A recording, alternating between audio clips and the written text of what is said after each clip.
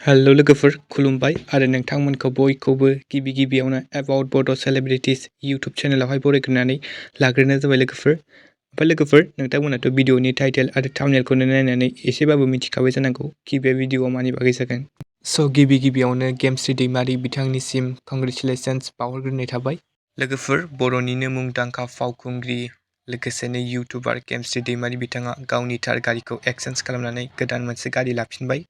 स' लोगोफोर बिथांनि गारि गोदाननि नामानो जाहैबाय MG एबा मरिस गेरेज। लोगोफोर बे गारिनि इन्डिया एबा आसामाव बेनि प्राइसआ जाहैबाय 14 लाखनिफ्राय जागायनानै टप मडेलआ बेना 21 लाखसिम जाहैयो।